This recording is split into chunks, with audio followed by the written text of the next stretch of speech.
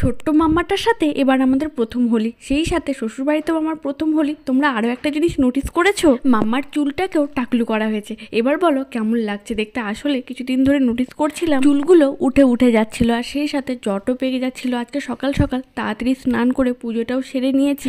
গোপাল ঠাকুরকে, সমস্ত ঠাকুরকে আবির দিয়ে প্রণাম করার পর বাড়ির সকলকেও একে একে প্রণাম করে নিয়ে পরে চলে আসলাম বাবার বাড়িতে। তবে আজ আর আগে থেকে আসার কথা বলিনি, ভেবেছিলাম একটু সারপ্রাইজ দিব। বাবার বাড়িতে এসেও আমার ছোট্ট দুই গোপাল, তার পাশাপাশি বাবা মা সকলকেই প্রণাম করে নিলাম। সময়ের সাথে সাথে আধুনিক হওয়া ভালো, কিন্তু কিছু কিছু পৌরাণিক নিয়ম শৃঙ্খলা আমার ভালো লাগে। ছোটবেলা থেকে দোলের দিনটা আমি এভাবেই শুরু করি, সকলকে প্রণাম জানিয়ে। তবে খুব অল্প সময়ের জন্যই বাবার বাড়িতে গিয়েছিলাম। ছোট্ট মামাটা কান্না করছিল প্রচন্ড, ওকে নিয়ে যাইনি, যাতায়াত একটু কম করার চেষ্টা করি। পরে চলে আসলাম আমাদের নতুন দোকানে। ওপেনিং এর ভিডিওটা, মানে পুজোর ভিডিওটা তোমাদেরকে দিয়েছি, দেখেছো তো। নতুন বোন এবং জামাই আসে, তাদের জন্য কেনাকাটা করতে। বিয়ে থেকে বিদায় পুরো ব্লগ ভিডিওটাই দিয়েছিলাম। আর মিনি ব্লগটা ভালো লাগলে কমেন্টে অবশ্যই বলো।